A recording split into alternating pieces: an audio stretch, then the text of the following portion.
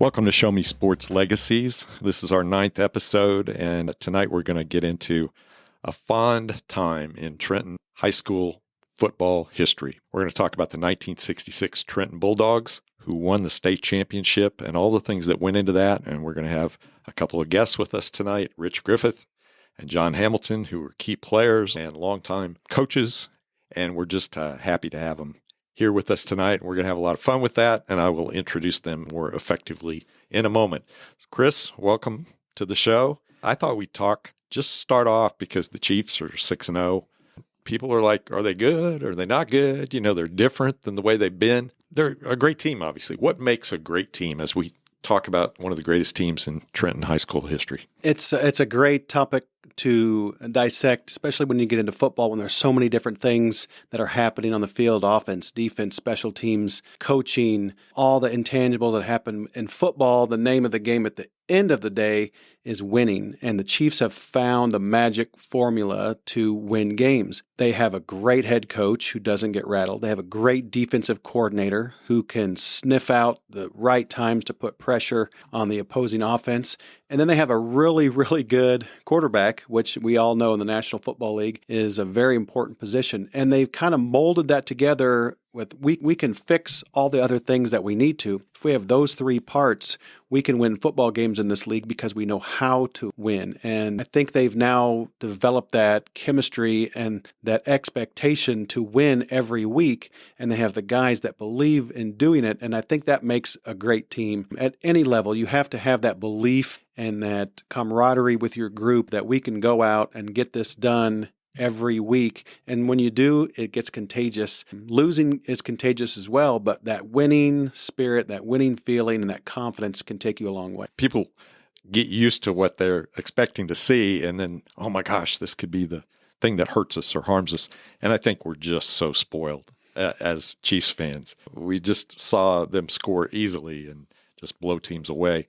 And this is different, but it's been very effective, and I think it's going to be instructive. We're going to talk about something tonight where we got the offense and the defense working in tandem, team football, and I want to bring in our guests tonight. First, we have John Hamilton, who was the quarterback of that team and went on to a long coaching career. And we have Rich Griffith. Rich also went on to a long coaching career, both involved in education, but before they got involved in all that stuff, they were just high school kids running around on football field and accomplishing great things. Welcome, guys, tonight. Thank you. Yeah, we appreciate it. Here. Thanks. It is fabulous to have you. Now, my first question is 1966 is kind of a magical time, and anybody of a certain age or a little bit younger remembers that here in Trenton as a magical season. Everything wasn't magical leading up to that season. You had a good team the year before, won 6 games, finished 3rd in the conference. What was your feeling going into those summer practices? Did you think this could be a special year? What was the feeling? We had no idea what to expect. Coach Combs gave us our playbooks, and on the front page it said, would you believe 7-3? Would you believe 8-2? Would you believe 9-1? Would you believe 10-0? We had no concept about winning all of the games. We were just there to practice and get to be as good a team as we could be. And the whole secret, I think, for our success was we were a team from both sides of the ball. Yeah. Rich, what do you remember about heading into the practice that year? I think when you said the year before we finished 3rd, back then the NCMC conference that we played in, that's right behind Chillicothe and Kirksville, or Macon, I'm not sure. I will say one thing. When we were juniors, class ahead of us was a pretty good class. Our coaches probably had grilled us more along, and I see that now that I look back as a coach, the team atmosphere, the team coming together, because nobody ever was an I person. Nobody was ever, this is all about me. We had a lot of talented players that didn't start. I think there was 14 seniors, 15 juniors, and 10 sophomores on the roster. And there was juniors that played a lot. They weren't starters, but good players. Talk about your coach, Dewey Combs, had been here for a few years, and what kind of reputation did he have? The first year he was here, they told him, the people who hired him said, Coach, don't get too excited. You're not going to win a game this year. He thought, I'm good enough, Coach. I can surely find a win or two. They lost every game. But he told me that he was very proud of that team because they were competitive in every game. And if he could have taken 10 yards over the course of the season and put those any place he wanted to, they could have won 5 games. He was a positive type thing that he was going to be successful. It was a progressive thing, and we just kept winning a few more games each year, and he was successful. One of the things that really helped was when we hired Coach Campbell. Coach Combs was, I think George Moore summed it up one time and said, probably didn't really like him when you played for him, but you grew to love him, especially later on. And the things that we were taught from Coach Campbell, too. Coach Campbell, when they hired him, we didn't have wrestling up here. The only way they were going to get him, and he was an All-American football player. He played at Pittsburgh State, where Coach Combs had played. That's who Coach Combs wanted. He got him to invest some money in kind of a little lever machine with pads on it for a forearm. And Coach Campbell taught everybody. He taught you get your pads underneath their pads using your forearms. I can remember the Croy boys, older than us, coming out big, and he's out there, they got their forearm pads on. Well, shoot, I had skinny arm and everything. Coaches stand behind that, and one side would flip out when you had to react. So if it was that side, you use your right forearm. The other side, you use your left forearm. So there was Biggin and Gary, and they always packed on. And other guys back then, I mean, guys were whaling away, and a lot of them were wearing, they got forearm pads, and you could use it. You don't see anybody with that, but it was pretty common. Things like that was taught to you. I tried to incorporate that a lot when I coached later on with kids, and it's funny, Brandon Norton, who I coached as a linebacker back in the early 90s, I think he told me one time he still incorporates using the forearm. He works at the prison down at and brother, let me tell you, he would stand out there, and he lived by it on the field. I mean, that was one way to get that blocker off of you if you get your pads underneath them using your forearm lift. But Coach Campbell, he came up, the line play, and every team back then would have been working hard, but I know we worked exceptionally hard. Getting back to your question that started all this, we were pretty well terrified of Coach Combs because we had heard stories over the years of this, that, and the other thing, but during 3 years of high school, we never noticed it. We respected him. Your example about 10 yards, that attention to detail. He just wanted 10 yards where Total he yards. Could spread those over, in a particular game, a yard here or 2 yards there. And, it would have made a big difference in their season. We saw that with the Chiefs. They won a game by a toe, Well, really good teams are really good at situational football, and that is being able to succeed in parts of the game the moment you need to. And I think the Chiefs are really good at that now. 3rd and 5 early in the game when it's 3-3, they don't convert.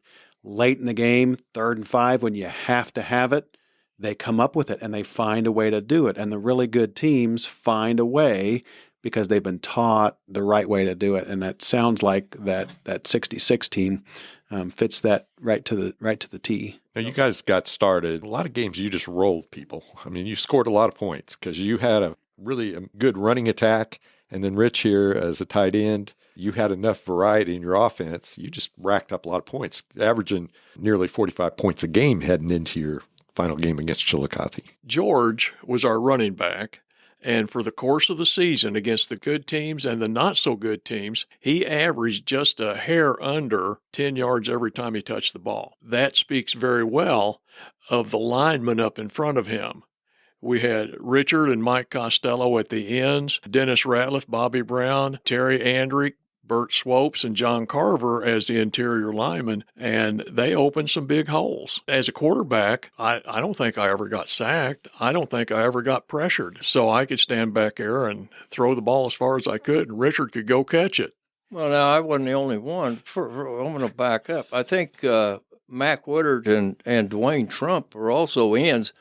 Plus Mike Costello, and all of them played basketball. Everybody could catch. I was a tight end, but I also played a short slot a lot. And this is what Coach Combs and Coach Campbell were great at putting people in positions. Back then, it wasn't a split end clear over to the end sideline or something.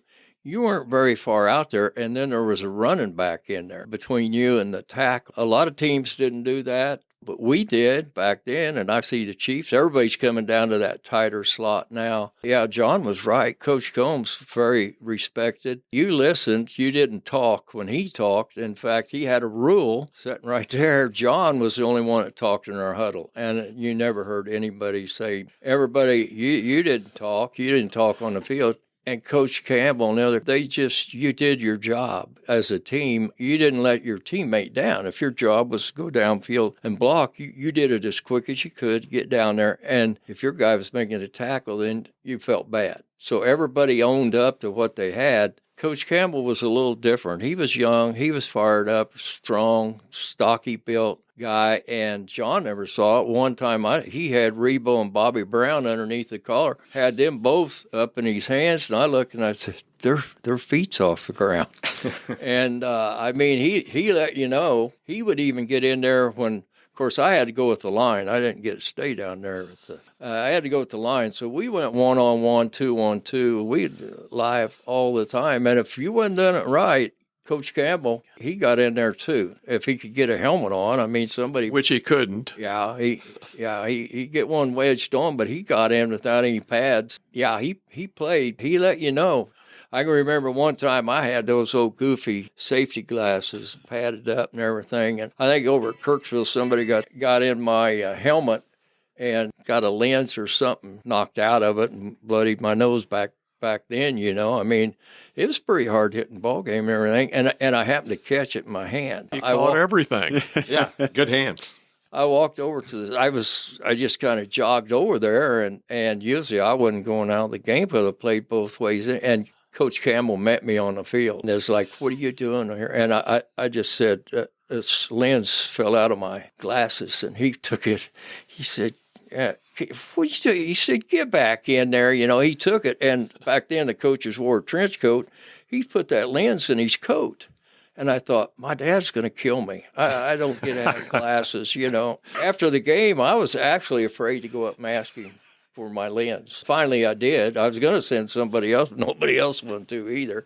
But it was like, what are you doing? Get back over here. John didn't remember somebody get knocked out. It wasn't like the rescue team got there real quick. Usually a teammate gets you, but they did. Well, what Richard's failing to tell you is the lineman would go down with Coach Campbell, and the coach would stay up with the backs for about 3 minutes, and then he'd have us just continue while he went back down with the lineman to watch what was going on down there, because he knew the heart and soul of that team was going to be what's up front. Yeah, we were stuck down there by ourselves, running plays and just trying to stay busy. When we got through that and practice, we had, like I said, there was a lot of talented football players that didn't start, that played a lot out of the line. We had juniors. It was kind of built up. And I think our class coming into that season we'd all drawn a little playing time on the field. So it was hard work and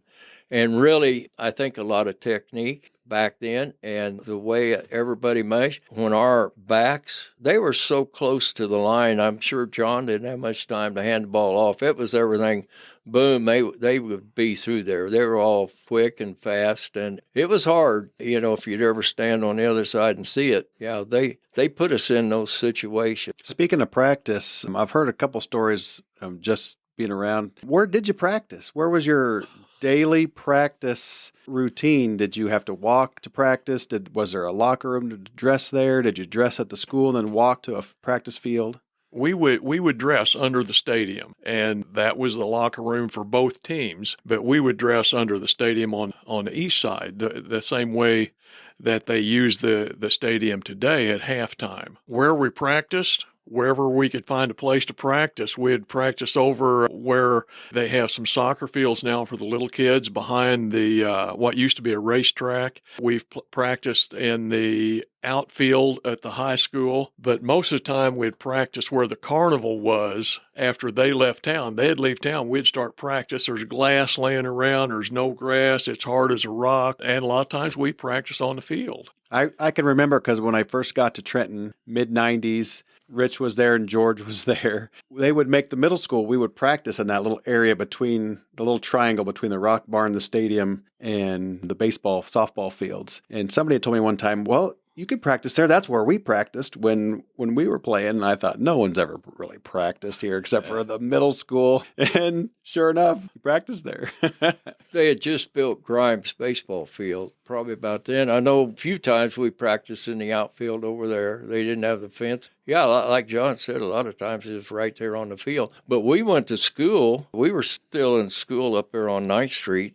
So everybody either walked down to the stadium after school or drove, if you had your vehicle, you got to drive down. But John was right. We dressed and right there, everything. Before that, when we were younger, the high school team dressed at the high school, and they walked down as a team. And I can remember as a younger person, of course, I was lucky my dad took me to every ball game, I think, and you could hear those cleats coming. They'd come down 10th Street, turn and come in as a team and everything, and then the band would start playing when they busted out. I mean, it's impressive. Yeah. It's impressitive. Yeah. Early in the season, you had a tough game with Kirksville, I believe. Talk about that a little bit, because that was probably your toughest battle before you got to the Chillicothe game. They had good information on us. They scouted us, I think, pretty well. And the first time that we had ever run up against a 40 defense, everybody else was playing a 50 defense. Or 60. So it made a little bit of difference in the blocking and so on and so forth, and it messed up a few things, but we eventually got going and ran the fullback a little bit more, and Wayne was our fullback at that time. Scott Allen also split time at fullback, but in that game, he did something to his knee. George finished up the game at corner. We ended up winning 20-0. Coach Combs wasn't happy with the output. Mike Costello caught a pass that in the end zone, running across the back end of the end zone. He went up high and caught it and come down, made a spectacular catch. It was a good game. If I remember right, though, in that game, I think John maybe intercepted when Kirksville was down. You jumped up and intercepted one real high in the end zone for that really kind of saved the ball. I mean, it was a hard-hitting game. It would come down. We kept them from scoring, but it was pretty tough. I got a kick out of reading some of the accounts of the games. And there was a game where Unionville, you guys got the kickoff. In the very first play, it says the ball was thrown out to George Moore. It says his feet went one way and his body went another. And I thought that was kind of harsh, that kind of coverage in the local paper about the high school football team. Then later on, it trumpeted some of his big gains. And while you're on that, Jeff, our newspaper guy that he wrote about it, I mean, they had interviewed the coach. He did a great job, always had for a long time, because our community was so filled with everybody into it. And then they did it wasn't play-by-play live, but they broadcast the game the next morning on the radio. So everybody could listen to it uptown about all the businesses. If you ever went in, them always had the game on. But one thing they did, and I always try to do this as a coach too and like to see them, they got everybody involved. You knew who was on the field, the guys playing their name, probably their number too, the lineman. But the same guy that did that also wrote for the paper, didn't he, John? Jay Way he did the radio. He would tape the game and then play it on Saturday morning. I think John Austin did the... Right, but they had, like you see in a lot of the articles, they always mentioned other players. It wasn't just like who scored the most, yeah. It really, and I think that's what coaches, you want people involved. You people listening on the radio, they want to know who's playing, who's out there, who their grandson maybe, or a friend, or what have you. Trenton was kind of mainly a farm community, railroad, ConAgra, which was Trenton Foods. That was that type of, and people had really, really good support. And I mean, I think that played into it. Our school, the one section would be for our pep squad would line up and stack up over there in the stadium. And I love Chuck Haney down in Chillicothe promoted the conference. A lot of stats about the conference got out to the world, how tough Kirksville was and how Chillicothe was. That helped you guys in terms of the polling at the state level, that those stories were getting out there and that it was becoming known that this Trenton team was rough and ready. Chuck Haney was a great ambassador for the North Central Missouri Conference at that time. I think he was in charge of organizing the all-conference teams in all the sports. And so he was from Chillicothe, and he favored Chillicothe, but you couldn't tell in what he would write. He was very fair. Well, I think here at Trenton, until Chris Ock got there was a spell in there where a lot of statistics on Trenton high school sports wasn't there. I can remember Chris having me get John was All-State, and having a picture put up. I mean, a lot of things like that. When we were in school, the halls lined with pictures of previous teams. When you talk about traditions and keeping those things alive, it's the little things that keep them going. The word of mouth, the recognitions in the hallways. And you would love to walk down the hallways now because that's been brought back. There's pictures about every, 20 feet going down the hallways of current clubs and teams from that year and the year before. Just so kids, when they walk down the hallways, they see those, and then they see there's a big mural in front of the office now that's got pictures of teams and clubs from years past. And John Kelly and Wes and I did a lot of work on what you're talking about, which is the new board that's in the Commons, where we took all that information, which took about 2 years to do, and compiled it into a digital format that can be saved and put out there for people to see, because you don't want to lose. I knew you and Wes Croy, Coach Croy did. He's probably Mr. Historian on football from way back in Trenton. Yeah, you're right. And like I said, I remember Chris start when I was still teaching there and all. Made a big difference. I love that to hold that history. Richard, he was an all-state player too. He was an honorable mention all-state player.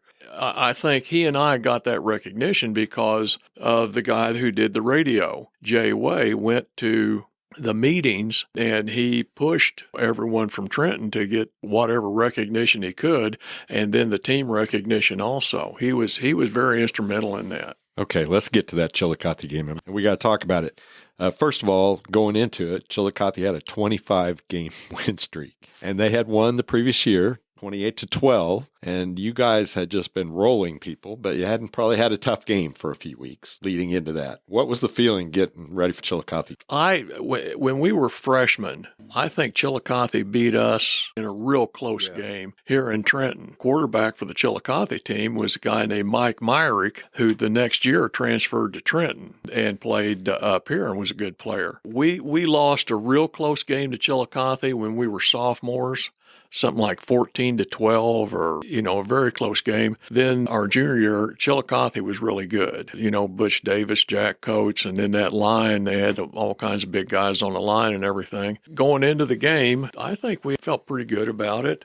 We had beaten some teams. Macon, when we played them early in the year, they were rated in the top 5 in the state. They only lost 2 games, I think, to us and Chillicothe. The Kirksville game we talked about, that was a tough game, but they were a good team. We thought we would do okay. We wasn't going to bet the house on it like maybe a few other people would. What do you think, Rich, going into that game? I think we were positive because we were coached that way. That was the first thing. The coaches made it. I think every ball game we went into, we were the underdog. If you really listened to Coach Combs and everything, it wasn't like he was one of those guys that you thought praise was rat poison. Huh? Yeah, right. He would start telling the story, about hard hitting, and if a certain player that was carrying the ball, and a good player and everything, he wanted to make sure that everybody got a chance to hit him before the whistle. He had always used the whistle, and maybe like if there's a kidney hanging out there, then,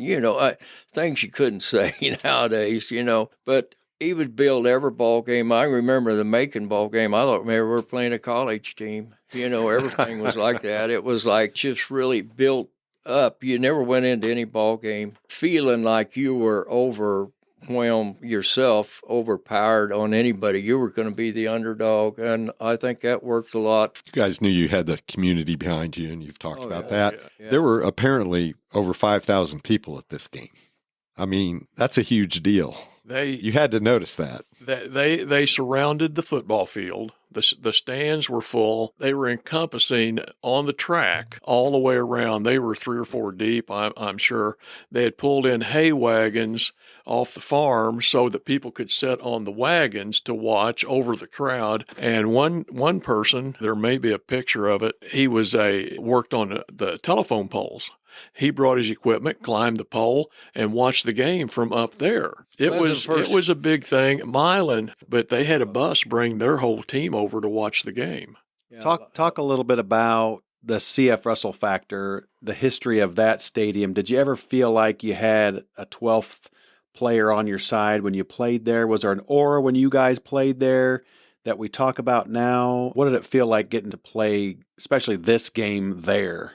Well, I think that was probably one of the things that everybody had. I don't know the right word, camaraderie or whatever brought you together. The legacy. There you go. And it was handed down year after year. It was an important thing. I think that was, to us anyway, as about everybody. I tried to carry that out even when I coached. It's important how you represented your school, your team. You represented everybody in town. But the stadium was a milestone. It was nice. Chillicothe had a lot of nice ones back then, but only one with a covered roof. Coach Russell, we never played for him. And I don't remember when he coached, but he was a counselor at the school, and he was highly thought of at school, and he was highly thought of throughout the state. Up in North Missouri, even down in Columbia, where Missouri State High School Activities Association is located, they knew Coach Russell. But it was not called, when you played this game there in '66, it was not called C.F. Russell Stadium. No. Correct. Was it just Eastside Park or? Eastside Park. Yeah. Okay, well, this game gets off to kind of a slow start. Oh. Tell us about that first half. It got off to a fast start. I was able to make my only tackle of the year. That was picture tackle. I remember that right on the kickoff. John's the one that kicked it off, too. I kicked it right off. There in the middle. And I was supposed to be back and be the safety, but I just start running down the field, and the kid that caught the ball, he come running up sideline. I was able to blindside him. I must have got my helmet on the ball or something, but it goes flying away, and we recover the fumble. So here we are, and we're ready to go in about the, 30-yard line? Probably. And Coach, every year, Coach would put in some new plays for the Chillicothe game. The quarterback thought that we ought to run those plays, and one was a quick pitch to George to the left, and that didn't go anywhere. We tried another play. That didn't do anything, so we ran the option, and they were waiting for George. As a matter of fact, I pitched the ball out to George, and it landed at his feet. So they got the ball back, and we didn't score, and it was a dogfight from there on. Yeah, the whole first half, if I remember it. He says he was a safety. I was a safety on the kickoff because he was kicking off, and that's why I said I was right in the middle of the field. I thought, wow, that's a pretty good hit, John. I mean, back then, you didn't tackle high. You couldn't block high. You couldn't use your hands and shove like they do now. So everybody had to hit low. And if you hit high, then you got a different nickname, but, were made fun of. And I mean, in stride, well, that's why John ended up, he was a good player at MU. But it was a picture-perfect tackle. And, I don't think your head or anything just jarred him. And the ball popped up in the air, and we got it just right off the bat. It was buckle down time from there on, too. So got to the half, and Chillicothe's up 3-0. Yeah. And finally kind of put a drive together and score to go out 7-3. But all of a sudden, Chillicothe takes a 10-7 lead in the third quarter. From there on out, it was a little different story. We went out in the second half, and we went back to the stuff we'd been doing all year, run the fullback. And Chillicothe was not going to get beat by George Moore or John Hamilton or Bobby McCracken or Rich Griffith going deep for a pass. They shut that down, but they couldn't stop Wayne Went. And we ran him to death in that second half. And Wayne answered the bell, and he had a great half of football. I can't remember who scored, but we went down and scored, and then they had a drive. And I think the quarterback got outside the end and got into the end zone. And after that, I guess we probably controlled the ball most of the time. I think John ran a punt back and scored on a punt, but they called it back for stepping out. Yeah, I mean, that was, we probably did go. I don't know. I couldn't remember. I just thought we were behind most of the game.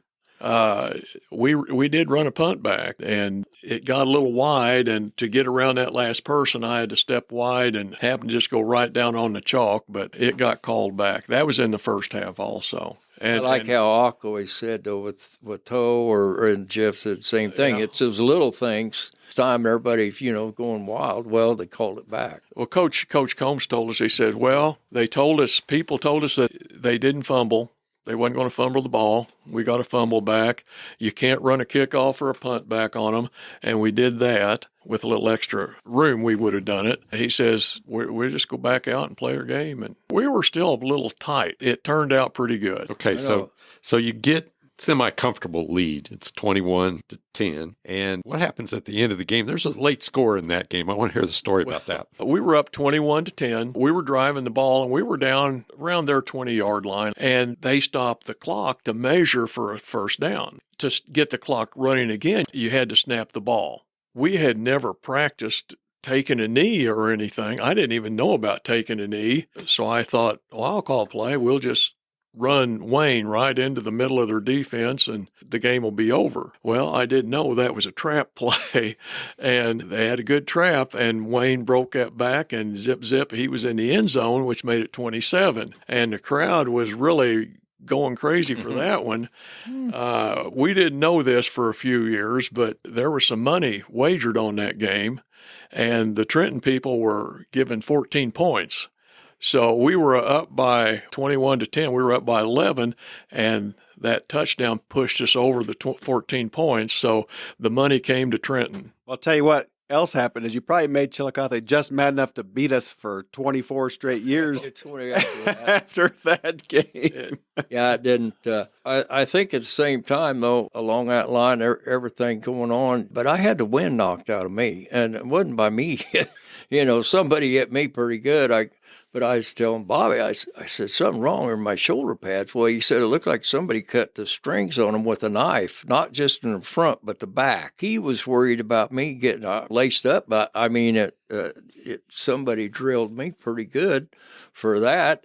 But it seemed like it was hardly any time back then. You didn't take a lot of water breaks. So, to me, it was just like I was trying to get my wind. And then we were right back on the field. Everything's hyped up, and we're playing an afternoon ball game. And so that was different on everybody, too. But Chillicothe had some good players, very talented. Phil Willard that coached there. Of course, Bob Fairchild was coaching, and Phil Willard. Mel Willard was their fullback. Yeah, they had a very, very good team, too.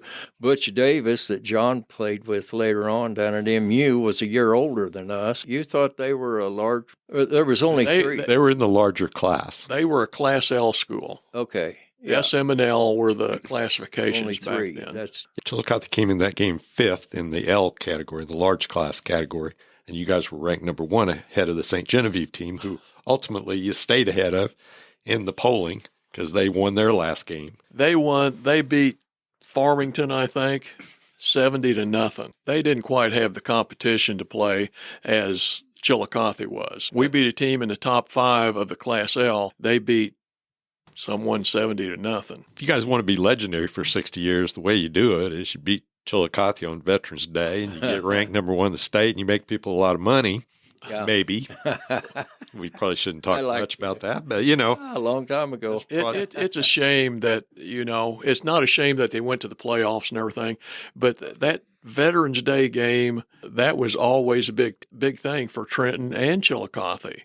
Because school was out, we played in the afternoon, and other than that, all the games were at night. Just adding to that special moment of that game, there are all these little things that we talked about before, the game at C.F. Russell Stadium, the game on Veterans Day. It's a rivalry game. If you want to be the state champion or be ranked number 1, you've got to go through them. And all of that makes for the legacy. I think it's so cool. When I moved here, kind of being as an outsider, my wife's family was totally enthralled into the Chillicothe rivalry. and just hearing the stories about this game. It's this game and the 1990 game and the ties between the two. And and the losing streak between and the similarities between the crowds at the games, it just keeps living on, and it's so fun to see and talk about when a town like Trenton's got a moment like that kind of lives on. And going into this game, Trenton had won more of the games against Chillicothe. There had been 47 games. Trenton had won 25 times. Chillicothe had won 19, and there had been 3 ties. But that was shifting. And you see the towns that were in that L class category or that were in the M class with you guys. I mean, there's Platte City. The world changed a lot. The demographics changed a lot. Right. But at that time, you guys were a pretty rugged team and well-respected, and rightfully so, and held your own against these bigger schools. And I just love the whole story of the game.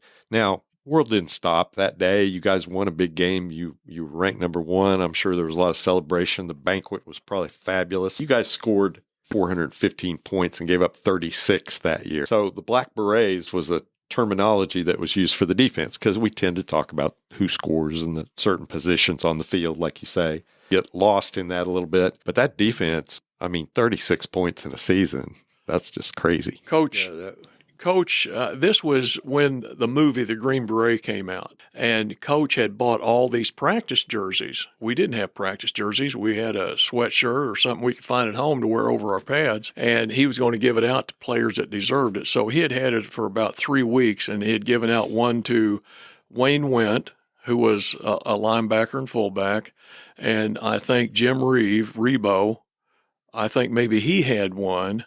And after the 3rd or 4th game, he gave it to the whole defense.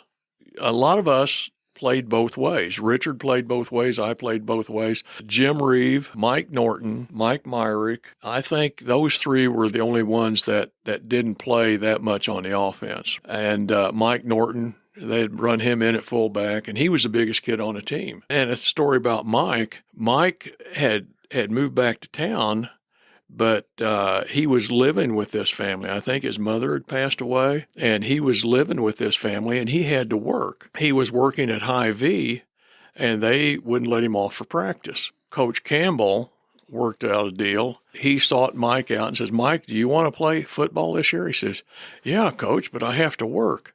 "Well, go down and see Paul Jackson down at the gas station. He'll give you a job." And so he went down and talked to him. He gave him a job, let him come in and work after practice and everything. And that's how we got Mike on our team. And Mike was a big part of that defense. Yeah, he's the biggest guy, weighed 210 or 220, something like that. But we had a lot of players, not a lot, but there was certain talent in the community that had to go home and work, never got to play football. There was a lot of them had to have jobs, milk cows, work on the farm, or just have a job, just like what John was talking about. So there was some that, they're great fans, but would have really been good football players that never got to play because their dad or their parents, they just had to work. I kind of cross over into this era just a little bit and was aware of that. But as a kid, I'm about 10 years younger. Just great respect for that and understanding that in those kind of communities, those choices have to get made, and it's not for the glory of the kid. It's to make the family farm work. Make them have food on the table. We've gotten through this part of it. You guys went on with some offers and played some, and then you coached. And I want you to each, and I'll start with you, Rich, talk about what happened with your college years and then what you went into and what you became. Because you stayed with sports. You weren't playing football all that time, but you stayed in that sports world. I really loved baseball back then as much as anything, and I really thought, well, man, I'll be able to play. Just going to pursue this on out, and that'll be a job. I'll play kind of like Mike Arbuckle type deal, but that was going to happen. I had probably a few offers to play in small college football more than anything. I love basketball, nothing there, but I really thought I could hook on somewhere in baseball. Bill Osmus was coming from Milan, who was in our conference. He came over to took the junior college job in basketball and started a baseball team. He came and saw me, and I decided I would play. So, but I still want to play. And I love basketball. I loved every sport. I think our intense love for playing ball back then, we were on a different realm. So I did. I started at junior college, played basketball and baseball, and then went to Missouri Western down on a baseball scholarship down there. Played baseball all the years through and basketball. Back then, 6 foot little guard, but they were building big. And then I went from there into coaching. I didn't have anything other than I played a year or two, as well as Arbuckle Mike. He got drafted. I wasn't drafted, but I played in, back then it was a semi-pro, real lowest of anything league out in Kansas. And I just love sports, like John. But then I got into coaching. I think I was in and out of coaching twice and teaching school. Had about 37 years total. I love being an assistant. And Chris knows he was an assistant and a good one at that for a long time here, but I love that. I wouldn't want to be a head coach. I was a head coach in basketball, got fired. That ought to tell you something. But wait a minute. You were a head coach your first year and took a team to the Final Four also. Well, that's good bunch. You have that. Yeah, you have the talent. John was on a different level because he did track, too. He could also play any sport he could have played in college. We'll talk about what happened to you. Well, Coach Combs tried to talk me into going to Vanderbilt. That's a long ways from home, long ways from Trenton, Missouri, and I always wanted to go to Missouri. So I think we got some people in town, put a little pressure on the coaches down there to take me on scholarship and everything, and finally they did. It's a different world down there. Those guys. I think he's sugarcoating that. They didn't put any pressure. They had recruited him early on, and he was that good too. Well, you get down there, and Butch Davis is one of their starting corners, and Roger Worley is the safety and everything, and he was amazing. He's a great guy, worked his tail off to get to have the success that he had, and he never did walk around like he was an All-American or from NFL Hall King of Famer. City, Missouri. You forgot that. From King City, Missouri, and just a great guy. But these guys were extremely talented. My 150-pound frame didn't quite take the beating that some of these teams had to put out. So I played a little bit, but not too much. When I got finished and graduated, I had 2 job offers, one at Pattonville School District at the junior high and one in Hannibal. The Pattonville interview came up first, and that's down in St. Louis, and I decided I'd better take this one and not wait because they may give it to someone else, and I might not get the job at Hannibal. So I took the job and canceled the interview at Hannibal, and I was there for 32 years coaching football, baseball, divers on the swim team. There was a couple years I coached track. I enjoyed coaching whatever the sport was. I was a head baseball coach. I didn't enjoy it as much as when I was an assistant, and I never want to be a head football coach because if you're a head football coach, you're limited as to the other things that you can do. So I wanted to do them all, and I just enjoyed it. Had some great kids. There's a whole lot more good kids out there than there is not heads. You run across one now and then, but most kids are good kids. And then, when desegregation came in and we had the transfers coming out from the city, we got to be a pretty good team. We finished 4th in 94. We were the state runner-up to Tony Temple and Rockhurst in 2000. You want to back up? I thought it was a pretty big deal when he played at MU. How many Trenton guys play on TV in a bowl game? I thought it was Orange. Gator Bowl. How many? And like I say, they had. Was that against Alabama? That was against Alabama. Yeah. How many times can you go watch one of your friends? And the whole town supportive of you too. In doing that little bit of research for Trenton, the list is short. You're right, of D1 athletes. Right. We put a list together one time of Division I athletes that came out of Trenton, and the list is a lot shorter than you'd think. It's just so hard to get to Division I level and stay there. Right. The top one, if he's not the top one, he's pretty close, was a walk-on at MU. Andy Hill walked on. I was able to see him play his first game at MU as a freshman, caught a touchdown pass against Illinois in the north end zone. And I was there at his last game when they played KU. They didn't win the game, but if someone else had done a few things other than Andy, they probably could have won the game because he was catching the ball. They had put a corner on the outside, a linebacker on the inside, and a safety covering him deep, and he was still catching the ball. He just had a tremendous game, but he is so disappointed that they couldn't win that one against KU. Brad Perry was a quarterback. Brad Perry was one of the quarterbacks. Well, we'll hope there's a matchup with Missouri and Alabama this weekend. So we'll hope that some of your Gator Bowl magic kind of rubs off on our Tigers, and they can go down there and do something that people weren't expecting you guys to win that Gator Bowl. No, they thought the game would be over at halftime, but it was 14-7, I think, and we were winning. You took it to them that day. I remember watching that. I don't know what size TV. It must have been a 19-inch or less, I'm sure, in my household. But I was glued to that as a young kid. That's back, what year, 68? 68.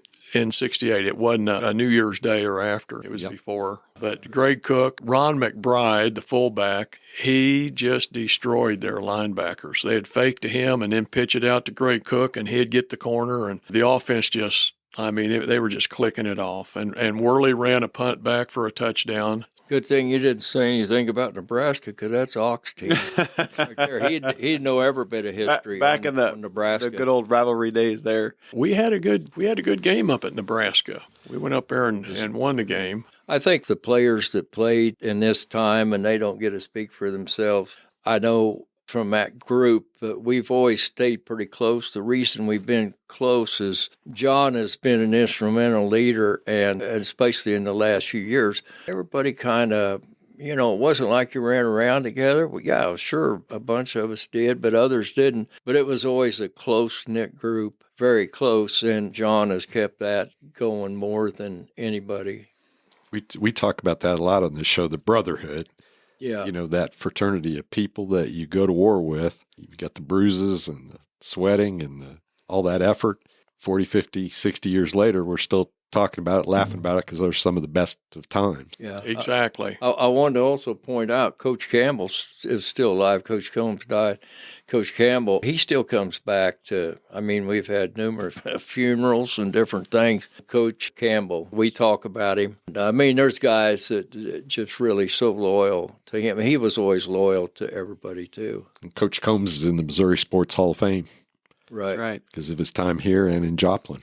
He had some tremendous teams down there at Joplin. He had to go through the playoffs to win. I think he won 3 championships down there. When you start going through the districts, the sectionals, the quarterfinals, semifinals, and all that stuff, you got to be lucky as well as good. Well, guys, this has been a lot of fun. I want to thank John Hamilton and Rich Griffith for joining us, just reliving some of this stuff. It's still fresh stuff. You can read about it and get excited and kind of feel what it must have been like for this town. I'd also turn around and thank you and Chris both for doing something like this. And it goes back to that same thing, intensely loving, keeping things going, keeping the interest going. There's a lot more people than you would think. I know there's more technology that kids are involved in.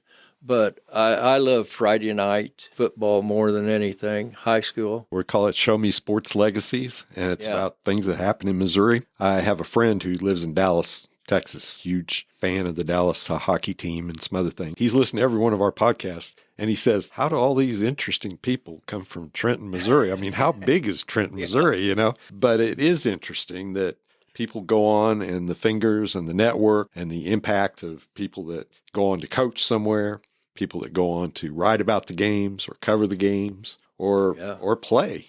That just lives on. To have Andy Hill on the Chiefs coaching staff, longtime Mizzou coach, as well as a great player from Mizzou, having a Mike Arbuckle who helped build 2 world championship teams. Yeah, exactly. And you guys, and I think the legacies of people that coach and lead young men in high school sports is just as important and fun to talk about. And I loved having you guys here tonight. Well, thank you very much. We appreciate it. We certainly do. Thank you. Thank both of you. Well, Chris, what do you got to say to close this one out? Well, I think if you think of the show as Show Me Sports Legacies and you think of a legacy of this town, this is it. It's this team. And this moment against Chillicothe in that game, this is the one everybody would circle. There's lots of stories about Trenton sports over the years, but this is the one. And I think it's the undisputed king. It's number one at everyone's list is this team and this moment in that game. And it's just fun to be a part of and talk about. It has been a blast, and I want to thank our listeners. Keep listening to Show Me Sports Legacies. Hit that follow button. Don't forget about us. We've got our 9th episode. We're queuing up here, and we're going to just keep going because we got a lot of interesting stories. Well, they won't always be about Trenton. They'll be about the areas around Trenton in North Missouri and throughout Missouri. Show Me Sports. We'll expand that circle a little bit. It's going to feel like we're telling some hometown stories, and that's what we're trying to do here. So I want to say good night to everyone, and keep listening to Show Me Sports Legacies.